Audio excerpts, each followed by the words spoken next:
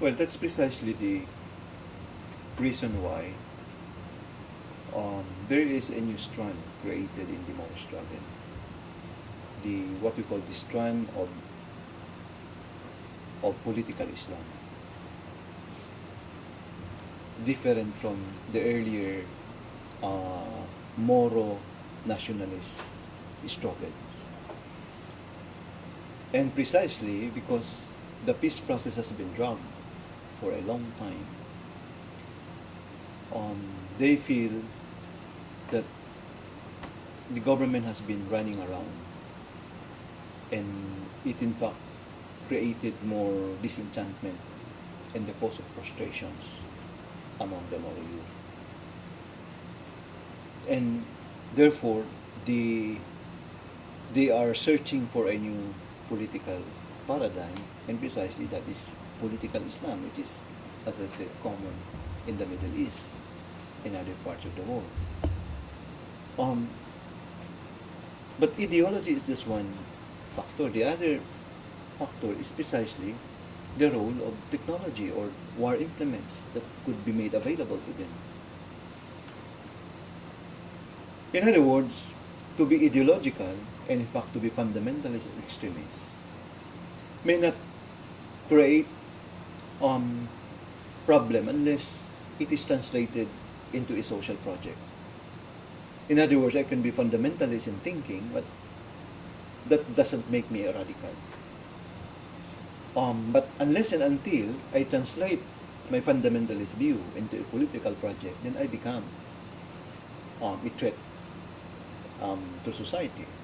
In fact, that threat does not necessarily happen automatically. That comes with it military capabilities.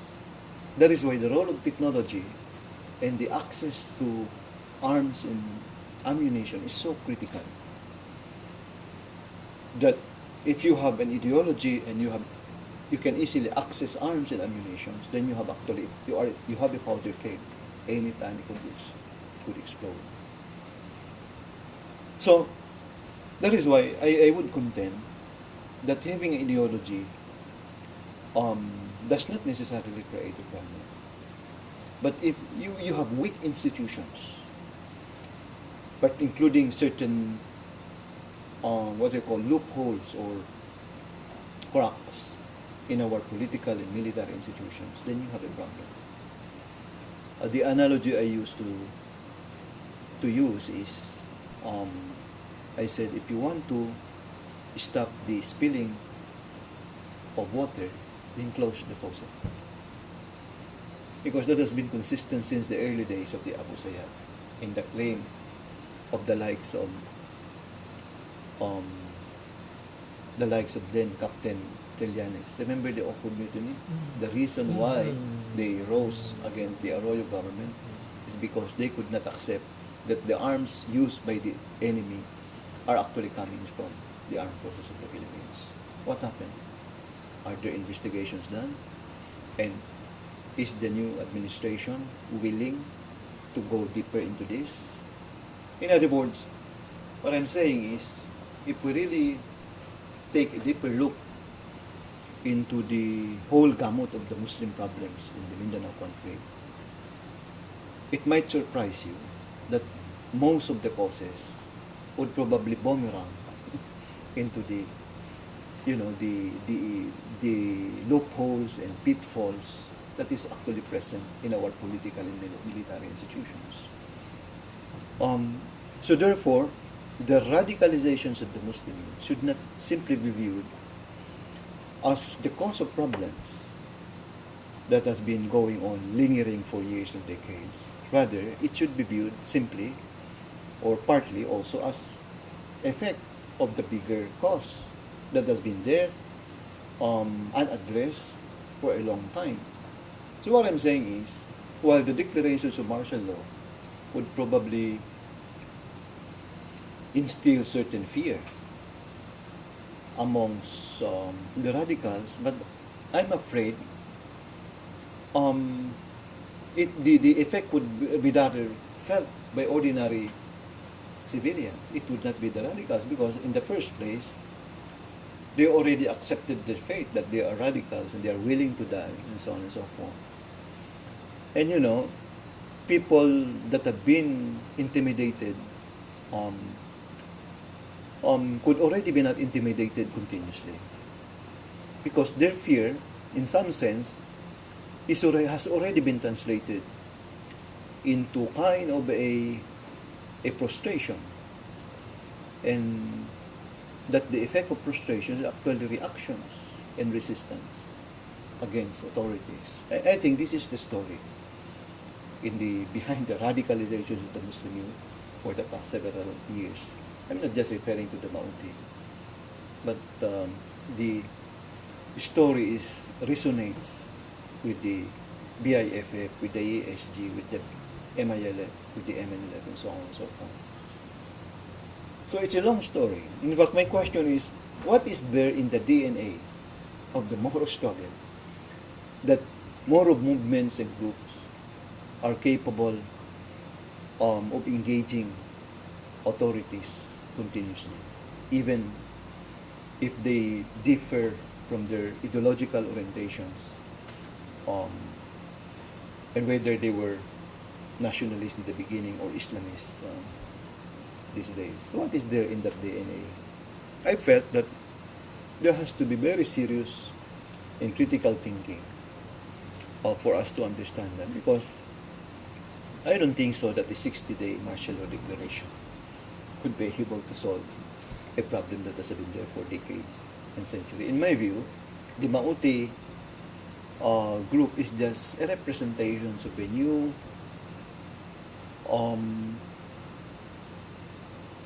a new call for reform, except that the way they relay their message is through violence. And in fact, my view, to make the declarations of martial law effective, it has to come with a comprehensive reform social agenda. Short of that, the declaration would just be a declaration. It will probably just temper the cause of radicalizations amongst the Moro youth, but it will not create anything. It's only when that comprehensive reform program is put in place that we could expect a kind of an engendering of new hope and possibilities for the future. And I felt that a 60-day declaration of martial law would not create anything. In fact, possibly, even if the whole term of the president comes with it, the period of martial law, I think it's still not enough. Because after President Duterte, unless that reform is put in place and is owned by the people, then we will just go back to what we were used for.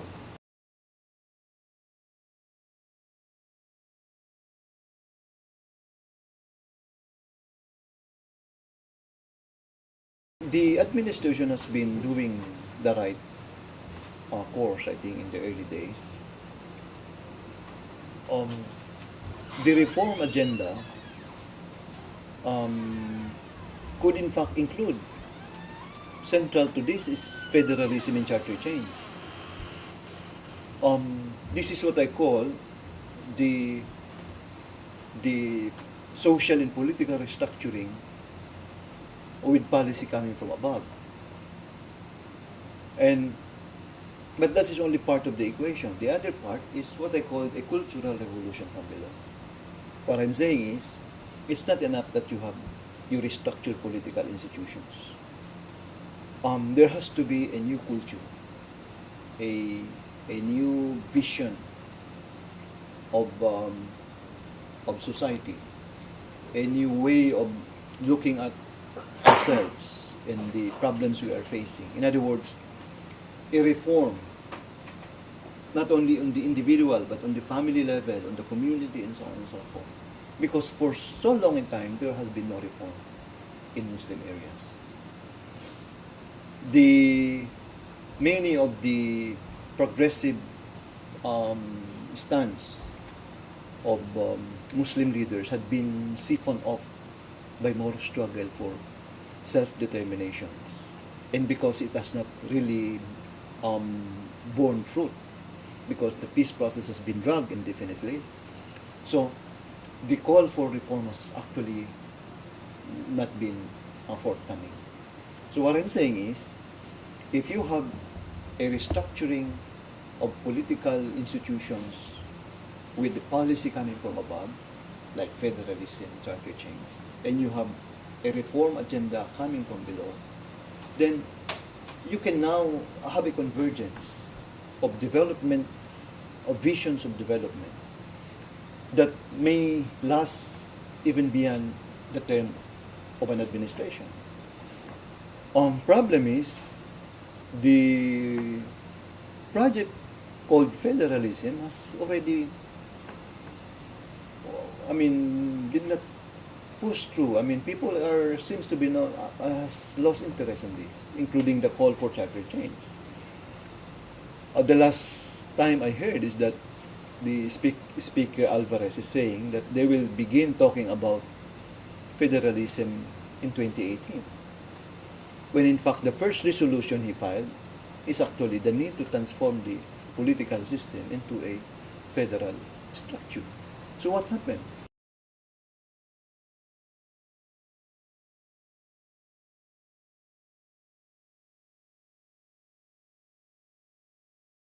Today's declaration is actually an aberration from the past experience of previous administrations. But again, I won't be surprised because, as I said, it's in the persona of President Duterte of meeting force by force and using an overwhelming power, if only to project certain control on things. His experience in Davao, I think, as mayor, continues to be that defining attitude. I think he is more comfortable on working from a positions of dominance and power, rather than use diplomacy, especially to groups who don't want him. But I guess, given the resilience of moral radicals and the fact that they had lasted this long, I felt that there are other ways actually that the president could do. He has many relatives, according to him, who are Maranao. And as you know, Maranao society is a close-knit society. Everyone knows in Marawi.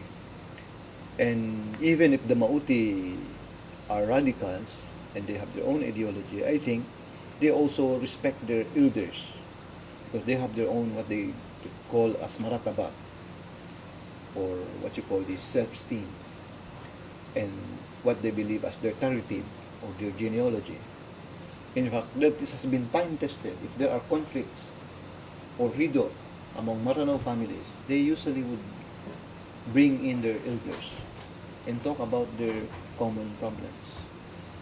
My question is, why does the Duterte government, or why doesn't he harness, the elders amongst Maranaos? In that way, I think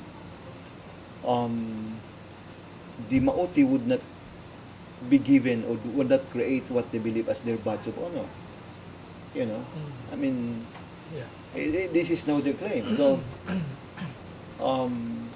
that is what I mean by transforming a molehill into a mountain.